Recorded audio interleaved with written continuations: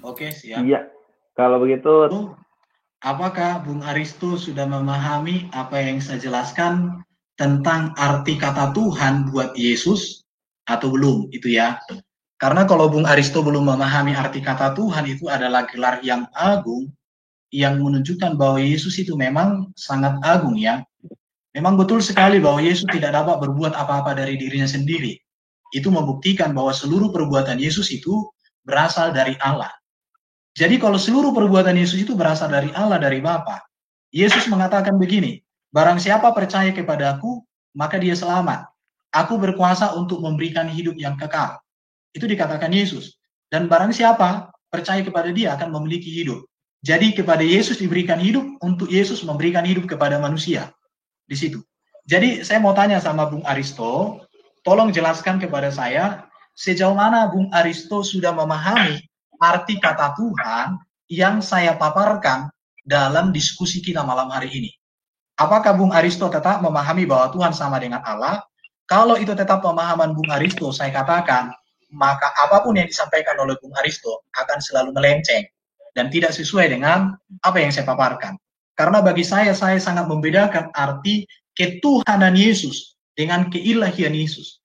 Keilahian Yesus itu adalah keberadaan sebagai firman. Ketuhanan Yesus adalah keberadaannya sebagai manusia, di mana kemanusiaan Yesus itu diberikan Allah kuasa, kuasa untuk segala sesuatu hal yang terbaik untuk manusia.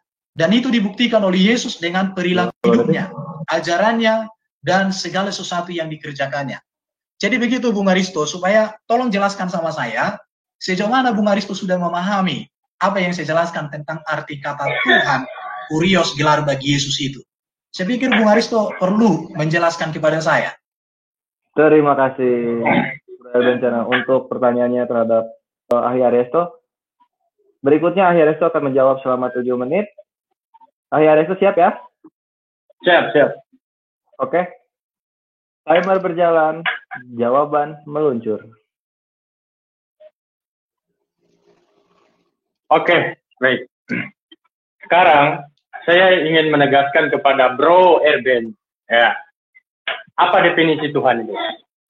Definisi Tuhan itu adalah Sang Maha Pencipta, Sang Maha Penguasa. Ya. Kemudian, jadi apapun argumentasi saudara tidak bisa membuktikan bahwa Yesus itu adalah Allah. Ya. Kemudian selanjutnya, brother, tidak ada secara eksplisit di dalam Alkitab yang saudara imani sebagai firman Tuhan. Tidak ada ayat secara eksplisit Yesus mengatakan, I am adalah firman. No. Di dalam Yohanes pasal 12 ayat 49 sampai 50, secara konteks ayat itu tegas bahwa Yesus adalah sang penyampai firman, bukan yang berfirman. Dan saya ulangi lagi bahwa tidak ada ayat secara eksplisit menegaskan bahwa Yesus adalah sang firman. Kalau kemudian ada argumentasi yang menegaskan bahwa Yesus itu adalah firman, itu hanya merupakan narasi yang berangkat dari asumsi yang kemudian dikembangkan dalam sebuah opini yang kemudian dikemas lalu disuguhkan kepada publik. Ini saya kira sebuah pernyataan yang sangat menyesatkan. Di dalam Yohanes pasal 12 ayat yang ke-49 dan ayat ke-50, di sana secara tegas menegaskan bahwa Yesus adalah sang penyampai firman, bukan yang berfirman. Ya, nah segala sesuatu dijadikan oleh Dia. Siapa Dia? Dia itu bukanlah Yesus. Bagaimana mungkin Yesus mengatakan segala segala sesuatu dijadikan oleh Dia? Dia adalah Allah Subhanahu wa taala. Ya. Kemudian Yesus tidak pernah mengatakan dirinya adalah sang firman. Itu tidak pernah ada, ya, brother. Jadi definisi Tuhan itu adalah Sang Maha Pencipta. Bagaimana mungkin Yesus disematkan sebagai Sang Maha Pencipta sedangkan Yesus sendiri saja diciptakan? Jadi eksistensi pencipta dan ciptaan dua hal yang berbeda. Tidak logis kemudian kalau di sang pencipta dijadikan pencipta dijadikan sang pencipta. Itu.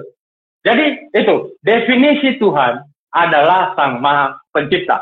Nah, sekarang kalau tadi brother begitu menegaskan, ya, mengatakan bahwa artinya bertentangan dong dengan ucapan Yesus di Yohanes pasal 5 ayat 30. Bahwa Yesus mengatakan aku tidak bisa berbuat apa-apa. Artinya Yesus bukan sang yang bisa seperti apa yang ada dalam diri Allah, Sang Maha Pencipta. Yohanes pasal 5 ayat 30 kok sudah jelas menegaskan bahwa Yesus, aku tidak bisa berbuat apa-apa atas diriku sendiri. Ya, gitu loh. Jadi, brother, ya, kalau tadi pernyataan saudara Kurios itu, saudara sematkan atau nisbatkan kepada Yesus, lalu bagaimana dengan kata Kurios di banyak ayat yang menegaskan bahwa Kurios itu juga disematkan kepada para murid-murid Yesus? Apakah Anda masih mau menyembah Kurios atau menyembah Tuhan Yesus? Menyembah Tuhan yang disembah oleh Yesus? Markus pasal 12 ayat 29, Yohanes pasal 17 ayat 3. Itu. Di mana secara eksplisit ayat yang menegaskan, Yesus menegaskan aku adalah Sang Firman yang menjadi manusia? Itu tidak ada, tidak pernah ada. Di dalam Yohanes pasal 12 ayat 49 sampai 50, di sana jelas Yesus mengatakan, aku menyampaikan firman, bukan yang berfirman. Itu. Nah, kemudian kalau Anda katakan tadi bahwa di Yohanes pasal 1 ayat 3 ayat 1 sampai 5 ya. Logos ini merupakan teori teologi kultus, teori teologi paganisme. Gitu. Jadi kalau di kata kurios itu disematkan kepada para nabi-nabi, kepada para murid Yesus, tetapi kata God itu tidak disematkan kepada Yesus. Itu sudah jelas. Artinya di sini Allah dan Yesus adalah dua hal yang berbeda. Allah Sang Maha Pencipta tidak bisa terdengar suaranya, tidak bisa terlihat bentuknya sesuai dengan petunjuk Yohanes pasal 5 ayat 37. Tuhan itu tidak bisa kelihatan. Yesus kelihatan berarti Yesus bukan Allah, Yesus bukan Tuhan, ya, gitu. Nah, kemudian Yesus di dalam Yohanes pasal 17 ayat 3, sebuah kesaksian yang sangat luar biasa, memberi petunjuk kepada kita semua bahwa Yesus mengakui Allah itu adalah Tuhan dan aku ini adalah seorang utusan Tuhan. Nabi Yakub, utusan Nabi Musa, utusan Abraham, utusan Ismail, Ishak, Yesus, dan nabi-nabi yang lain itu adalah utusan Tuhan, utusan Allah Subhanahu wa Ta'ala. Di dalam Matius pasal 15 ayat 24, Yesus diutus hanya kepada domba-domba yang hilang dari umat Israel. Yohanes pasal 17 ayat 3, Yesus menegaskan bahwa dirinya adalah seorang utusan. Nah, kalau kata kurios disematkan kepada para nabi-nabi, para murid Yesus, pertanyaan yang sangat mendasar, apakah masih mungkin kita menyembah kepada kurios? Itu. Jadi tidak tepat kalau kemudian kata kurios, ya, kata kurios disejajarkan dengan Allah, ciptaan Yesus, Allah yang disembah oleh Yesus, maksud saya. Jadi di sini membuktikan bahwa tegas Yesus tidak lebih daripada seorang nabi sesuai dengan petunjuk kitab suci saya Al-Quran surah Maryam ayat 30, sesuai dengan petunjuk Yohanes pasal 17 ayat 40, sesuai dengan petunjuk Matius pasal 15 ayat 24, sesuai dengan petunjuk Matius pasal 10 ayat 40, sesuai dengan petunjuk Yohanes pasal 17 ayat 3, sesuai dengan petunjuk Matius pasal 4 ayat 10. Aku seorang nabi, tidak lebih daripada itu. Terima kasih Ahli Ariesto untuk jawabannya terhadap pertanyaan Bro Erben Channel. Berikutnya kesempatan bertanya akan diberikan kepada Ahli Ariesto. Ini adalah pertanyaan terakhir ya. Ini adalah pertanyaan terakhir dari Ahli Ariesto kepada Bro Erben. Ahli Ariesto siap ya? Siap.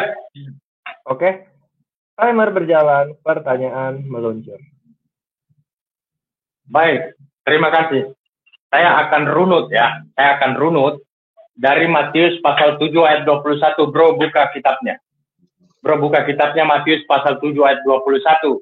bukan setiap orang yang berseru kepadaku Tuhan, Tuhan, Tuhan, ya, melainkan Bapa yang ada di surga. Ya, kemudian begitu juga di Matius pasal 19 ayat 17.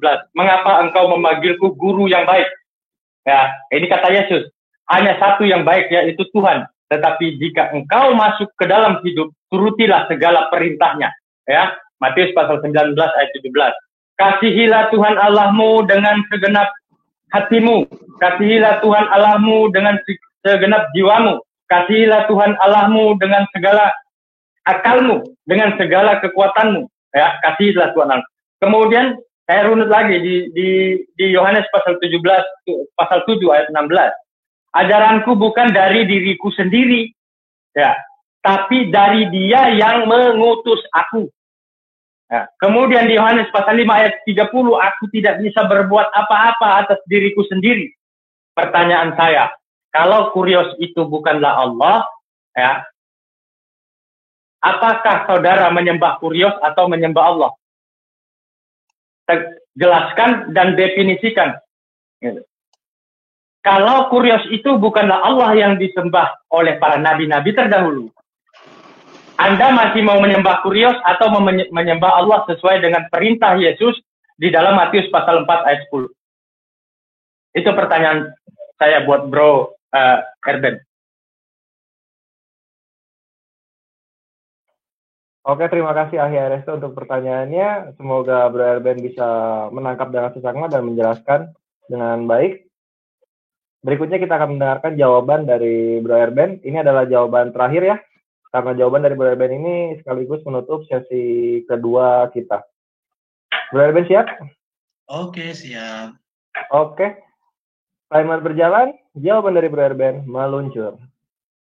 Saya sebagai orang Kristen yang percaya sungguh bahwa Alkitab kebenaran firman Allah, menyembah Allah yang Esa. Dan saya juga menghormati dan menyembah Yesus. Mengapa? Karena Yesus Raja di atas segala raja. Jadi penyembahan saya kepada Yesus adalah penyembahan karena Dia sebagai seorang raja. Saya bisa kasih contoh gambaran seperti orang-orang di Jogja yang tinggal di Kesultanan. Mereka bahkan menundukkan badan ketika berjumpa dengan Sultan. Tetapi mereka bukan menyembah Sultan sebagai Allah mereka. Saya menyembah Yesus sebagai Raja di atas segala raja. Dan saya menyembah Allah sebagai Allah satu-satunya. Itu yang pertama yang harus diketahui oleh Bung Aristo. Bung Aristo bilang tadi, di mana Yesus berkata, aku adalah firman Allah. Saya akan membalikan pertanyaan ini kepada Bung Aristo. Di mana Yesus berkata, aku bukan firman Allah? Tentu tidak ada. Jadi kalau yang Bung Aristo bilang tidak ada, yang kutanya tidak ada, maka mari kita berpatokan kepada yang sudah ada. Alkitab orang Kristen ini sudah ada pada abad pertama sebelum Masehi. Jadi kalau ada orang yang meragukan ini, sebenarnya orang-orang yang penuh dengan keraguanlah hidupnya. Karena Alkitab ini sudah ada. Jadi Alkitab ini sudah ada demikian sejak abad pertama. Dan tidak bisa diprotes oleh siapapun, apalagi kalau seperti kita-kita yang hadir di masa kini. Karena ini sudah ada demikian sejak dari dahulu. Baru kalau Bung Aristo bilang tadi, bukan setiap orang yang berseru kepadaku Tuhan, Tuhan akan masuk ke dalam kerajaan surga, melainkan mereka yang melakukan kehendak Bapakku yang di surga. Bukan setiap orang. Contoh, ada orang Kristen 100 orang berseru kepada Yesus, Tuhan Yesus, Tuhan Yesus. Tidak semua mereka selamat, melainkan mereka yang melakukan kehendak Bapa di surga. Artinya, ada di sana kata sebagian. Karena tidak semua itu sama dengan sebagian. Ya betul, orang Kristen yang hanya berseru memakai nama Yesus, bahkan dikatakan, bukankah kami bernubuat demi namamu? Artinya orang itu melakukan banyak mujizat, tetapi kemudian mereka meminta penghargaan dari Yesus, malah mereka harus mendapatkan pengakuan. Itu tidak layak. Kalau untuk menjelaskan hal ini, saya sudah buat itu ada di Erben Channel. Silakan, apakah betul berseru kepada Yesus Tuhan tidak selamat? Saya tidak banyak waktu untuk menjelaskannya di situ. Baru kalau Bung Aristo mengatakan, Yesus adalah firman yang menjadi manusia adalah sebuah opini, dan ini menyesatkan. Maka bagi saya, itu pendapat Bung Aristo. Dan Bung Aristo lah yang seperti itu. Tapi bagi saya justru ini sebuah kebenaran yang sangat luar biasa. Jadi saya jelas ya, saya menyembah Yesus sebagai Raja saya. Karena dialah nanti yang menjadi Raja di atas segala kerajaan. Di situ Bung Aristo ya. Jadi saya menyembah bukan sebagai Allah.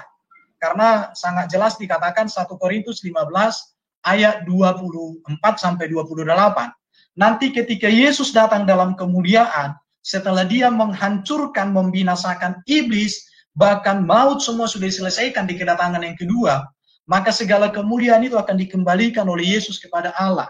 Maka dikatakan di situ Allah menjadi semua di dalam semua di situ. Jadi Bung Aristo di sini saya mengatakan sangat jelas sekali keimanan orang Kristen. Baru kalau Bung Aristo tadi mengatakan Yesus utusan Allah, saya mau tegaskan sama Bung Aristo, bagaimana caranya Yesus diutus oleh Allah?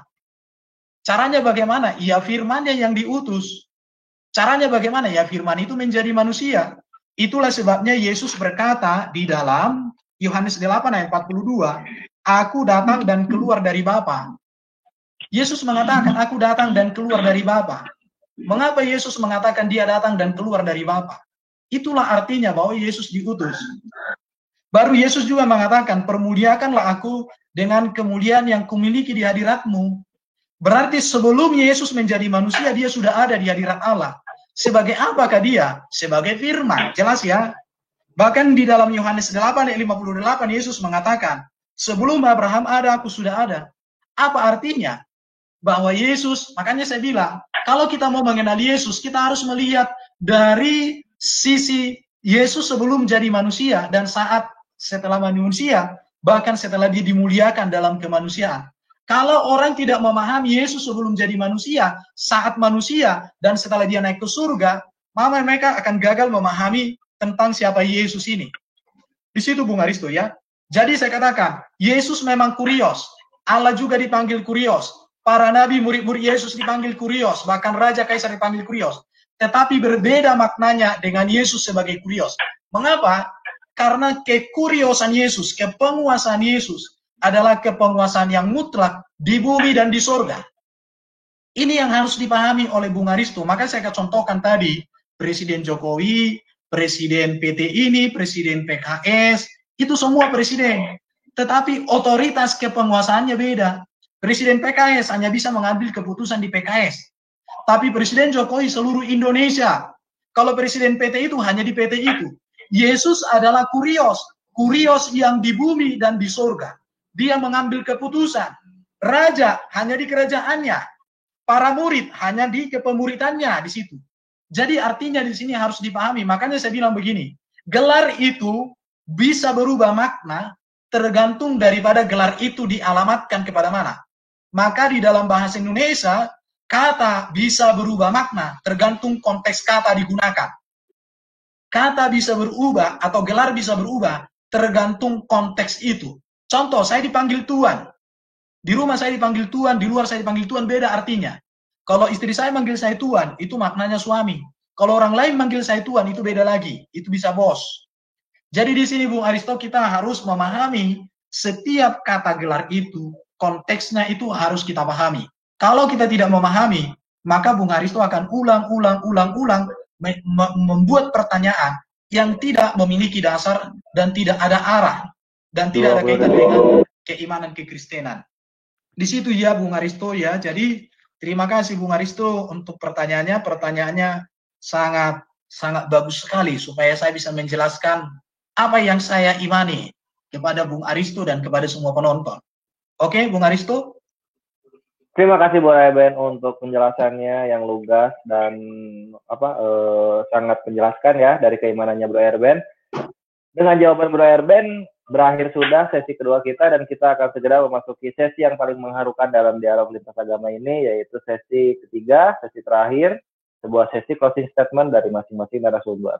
Tapi sebelum masuk ke sesi ketiga closing statement ini, saya ingin menyampaikan kembali kepada penonton setia Geraha Mu'alaf, baik kaum muslim ataupun kaum Tritunggal, jika ingin membantu Geraha Mu'alaf dalam proyeknya untuk mendirikan pondok at-tauhid, yaitu pondok yang akan menjadi pionir sebagai pembinaan keimanan mu'alaf dan pembinaan BLK mu'alaf atau badan lembaga kerja, yaitu badan yang memberikan keterampilan kepada mualaf agar bisa mandiri dalam mencari pekerjaan, yang pekerjaannya nanti bisa juga menjadi lapangan pekerjaan untuk umat-umat di sekitarnya.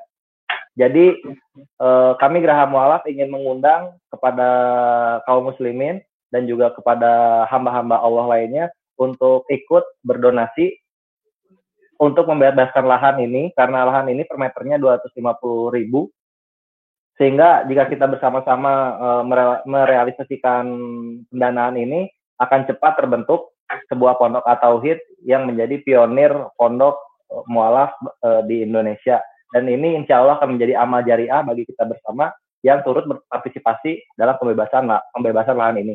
Jika ingin ikut berpartisipasi dalam penyumbangan pembebasan lahan ini, dananya bisa disalurkan ke Bank Mandiri yang tertera di running text dengan nomor rekening 1188889999 atas nama Yayasan Pembina Mualaf. Dan jika ingin menyalurkan ini khusus untuk pembebasan lahan, wakaf tanah ini, dimohon untuk menyertakan angka 1 di belakang nominal, sehingga kami bisa memilah mana yang donasi, wakaf, dan infak, dan mana yang memang untuk pembebasan lahan mendirikan pondok at-tauhid. Demikian yang bisa saya sampaikan. Terima kasih untuk para hamba-hamba Allah nantinya.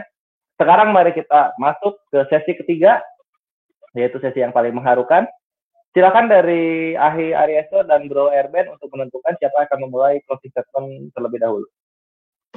Oke, Bro Erben, kalian. Silakan Bung Aristo, karena saya tadi sudah duluan. Jadi biar awal dan akhir sekaligus. Oke, Ahi Ariesto siap? Ya. Oke, kalau begitu. Closing statement dari Ahi Ariesto selama 7 menit. Dimulai, timer berjalan.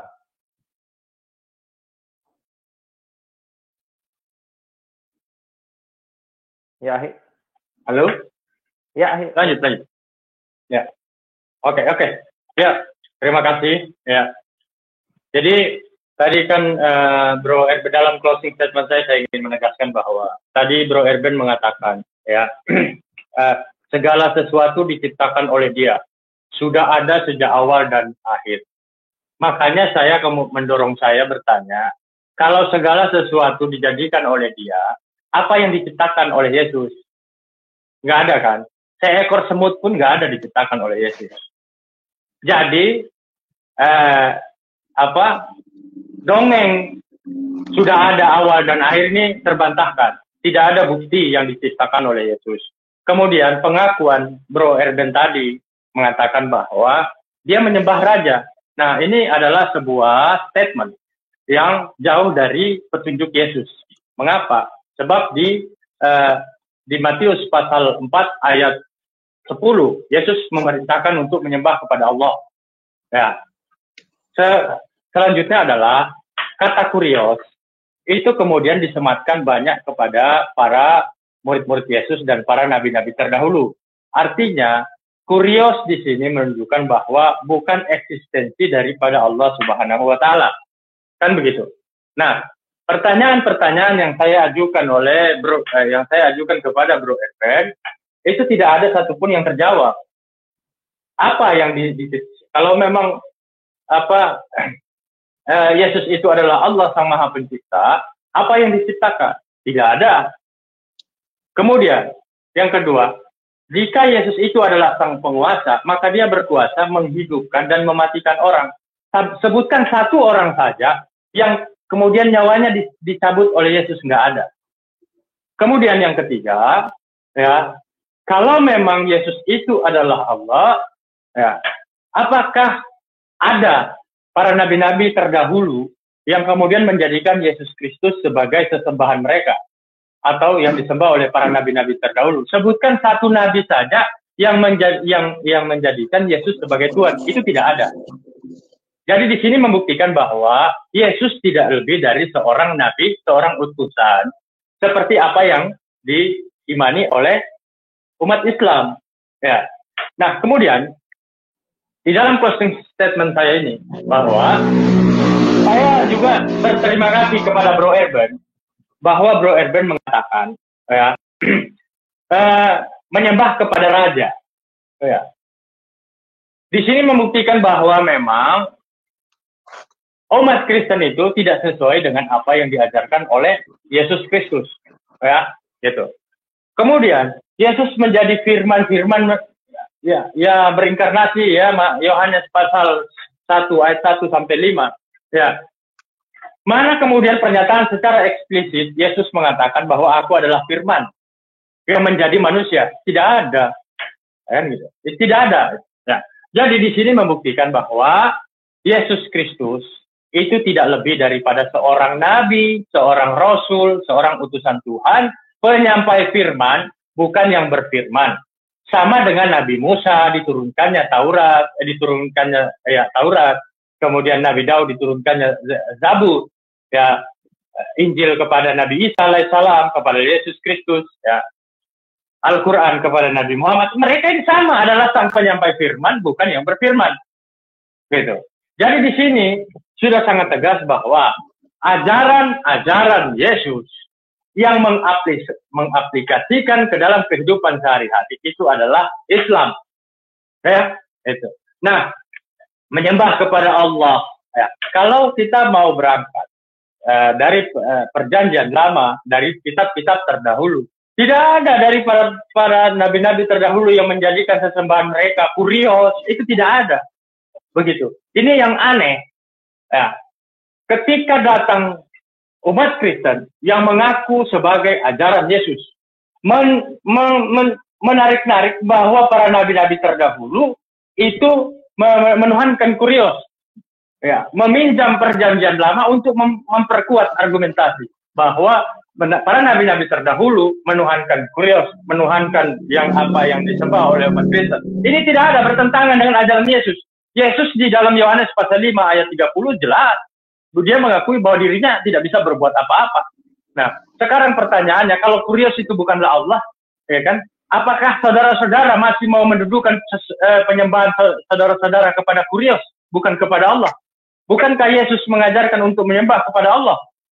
Yesus tidak pernah secara eksplisit di dalam kitab suci Kristen mengatakan bahwa aku ini adalah Allah, sembahlah aku. Nggak ada. Itu nggak ada. Gitu. Mana ada ayat saya siap murtad? Nggak ada ayat itu. Tidak ada perintah itu. Di dalam kitab suci Kristen yang menegaskan bahwa untuk menyembah kepada Allah. Itu loh. Sembahlah Allah Tuhanmu.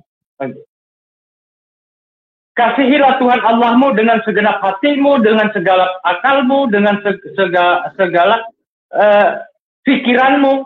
Itu kata Yesus. Memberi petunjuk kepada kita semua. Bahwa Yesus tidak lebih seorang nabi, seorang rasul, dan bukan Allah. Inkarnasi menjadi Tuhan ini tidak lebih daripada sebuah karya-karya dongeng. Begitu. Jadi di sini, sampai dengan saat ini, saya ini tertarik dengan pernyataan saudara kemarin, bahwa ingin membuktikan data-data yang saudara pegang, sehingga kemudian akan menjadikan banyak orang muslim menjadi murtad. Kalau pernyataan seperti ini, apa yang bisa murtad?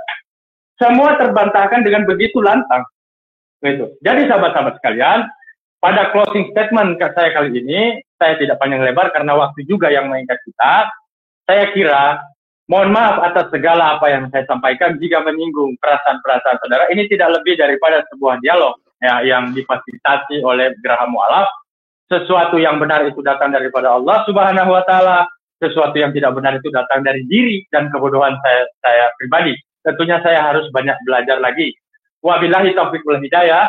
Wassalamualaikum warahmatullahi wabarakatuh. Waalaikumsalam. Akhir Yesto, pas sekali waktunya digunakan dengan sangat baik. Berikutnya kita akan mendengarkan closing statement dari narasumber kita yang satu lagi, yaitu Bro Erben. Bro Erben siap? Oke, siap. Oke, timer berjalan. Closing statement dari Bro Erben meluncur. Oke, terima kasih untuk semua. Jadi saya mengatakan Yesus adalah Tuhan dalam pengertian orang Kristen bahwa dia adalah kurios. Orang Kristen sangat membedakan keilahian Yesus dengan ketuhanan Yesus. Keilahian Yesus berbicara tentang keberadaan Yesus sebagai firman Allah sebelum menjadi manusia. Dan ketuhanan Yesus berbicara tentang bahwa Allah memberikan segala kuasa di surga dan di bumi kepada Yesus. Di situ. Jadi firman Allah yang ada di dalam diri Allah diutus Allah menjadi manusia. Itulah Yesus sendiri. Itu jelas sekali dikatakan di dalam Alkitab. Dan firman itu apa? Firman itu logosnya Allah yang ada dalam diri Allah, yang jelas sekali Allah menciptakan segala sesuatu dengan berfirman. Karena Allah berfirman, maka segala sesuatu diciptakan oleh logos. Dan itu sangat jelas dikatakan Ibrani pasal 1 ayat 2, dan juga di dalam Injil Yohanes pasal 1 ayat 1 sampai dengan ayat 3. Itu sangat jelas. Kalau Anda menolak itu haknya Bung Aristo. Baru Yesus ini di dalam kemanusiaannya, dialah yang memberikan seluruh teladan etika dan moral. Selalu saya katakan. Dan Yesus, saya katakan, ada banyak hal pernyataan-pernyataan yang sangat mengagumkan. Contoh, Yesus berkata, aku jalan kebenaran dan hidup, tidak ada seorang pun yang sampai kepada Bapa ke surga, kalau tidak melalui aku. Baru dikatakan juga oleh Yesus, karena begitu besar kasih Allah akan dunia ini, sehingga ia mengutus anaknya yang tunggal. Anak di sini artinya sebutan kepada firman yang telah menjadi manusia.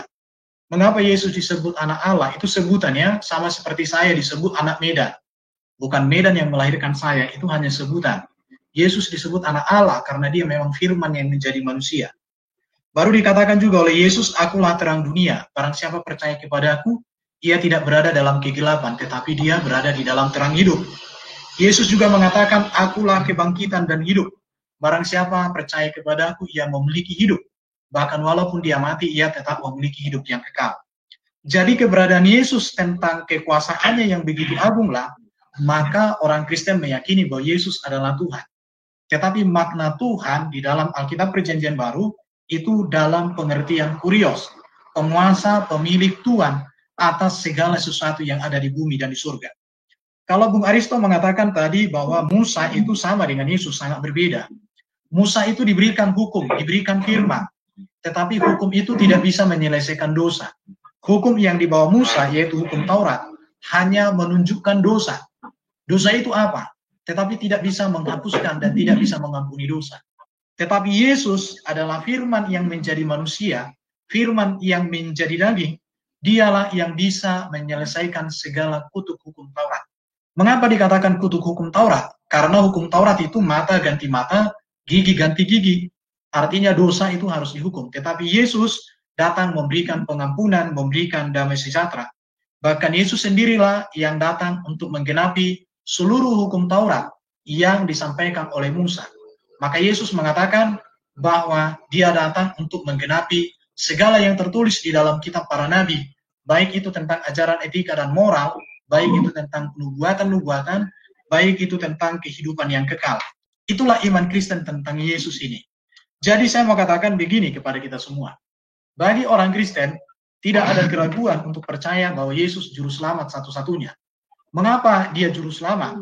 Karena memang di dalam iman Kristen Yesus berasal dari surga. Karena memang iman Kristen Yesus sudah naik ke surga.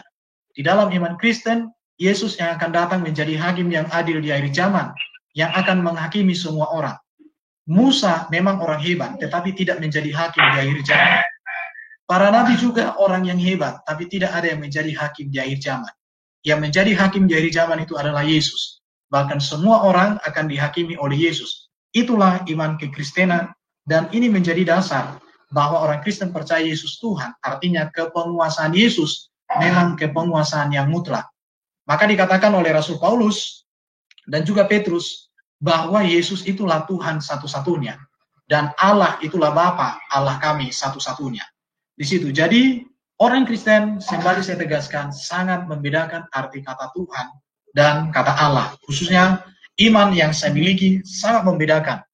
Tetapi bukan berarti saya menyangkali tentang keilahian Yesus. Maka saya katakan, keilahian Yesus dengan ketuhanan Yesus itu bisa dibedakan tapi tidak bisa dipisahkan. Kemanusiaan Yesus dengan keilahian Yesus itu adalah satu kesatuan di dalam iman Kristen. Ini yang harus diperhatikan. Ini yang harus diperhatikan. Jadi Bung Aristo jangan berpikir bahwa saya tidak menyembah Allah. Saya menyembah Allah sebagai Allah, saya menyembah Yesus sebagai Tuhan. Itu sangat jelas. Jadi tidak pernah saya menyangkali itu. bahkan segala otoritas, bahkan dikatakan oleh Yesus, siapa yang tidak memuliakan Yesus, maka sama dengan dia menolak Allah. Siapa yang tidak menerima Yesus, sama dengan menolak Allah yang mengutusnya. Siapa yang tidak percaya kepada Yesus, sama dengan menolak Allah yang mengutusnya. Itu jelas sekali dikatakan dalam Injil Yohanes. Ada banyak ayat-ayat Alkitab yang berbicara seperti itu. Jadi iman Kristen tetap menerima Yesus sebagai utusan Allah, tetapi utusan firman menjadi manusia. Yesus juga, orang Kristen juga mengakui bahwa Yesus itu sebagai seorang nabi, nabi yang terkemuka di bumi di surga, nabi yang tidak berdosa, nabi yang dapat menghapuskan dosa, nabi yang memiliki ajaran etika dan moral, teladan hidup yang sempurna. Jadi tidak ada keraguan bagi orang Kristen tentang kejabatan-jabatan Yesus. Bahkan Yesus itu Mesias, Yesus juga imam. Imam itu berbicara tentang mendamaikan manusia dengan Allah. Jadi ada banyak jabatan. Yesus juga gembala yang agung. Yesus juga guru yang agung. Yesus juga disebut sebagai pintu untuk masuk ke dalam kerajaan surga. Yesus juga menyebut dirinya sebagai jalan masuk surga. Jadi inilah yang menunjukkan bahwa Yesus adalah Tuhan dalam pengertian bahwa dia berkuasa. Kepenguasaan Yesus ini adalah kepenguasaan mutlak di bumi di surga, di mana kekuasaannya berasal dari Allah. Seperti itu yang bisa saya sampaikan pada pertemuan kita kali ini. Jadi permintaan saya sama Bung Aristo, jangan memahami ketuhanan Yesus, arti kata Tuhan seperti yang Anda pahami. Karena arti kata Tuhan dalam Alkitab memiliki sejarah penterjemahan dan tidak mengacu ke KBBI, karena KBBI baru muncul tahun 83, Alkitab sudah rampung. Terima kasih Bro Erben Channel untuk closing statement-nya. Saya selaku moderator sangat-sangat puas sekali untuk dialog hari ini karena banyak wawasan yang bisa disampaikan kepada penonton setia Geraha Mualaf, terutama mengenai perbedaan Allah dan juga perbedaan Tuhan yang disampaikan oleh kedua narasumber ini. Saya sangat berterima kasih sekali. Dan untuk penonton setia Geraha Mualaf, jangan lupa untuk selalu support kristolog-kristolog Geraha Mualaf yang terafiliasi dengan Geraha Mualaf, yang bisa dilihat channelnya di running text di bawah ini. Karena dari kristolog-kristolog ini dan juga channel Geraha Mualaf akan didapatkan banyak sekali pemahaman mengenai keyakinan-keyakinan yang ada di luar keyakinan kita. Dan dengan begitu kita bisa saling bertoleransi terhadap keyakinan-keyakinan yang ada di negara Indonesia.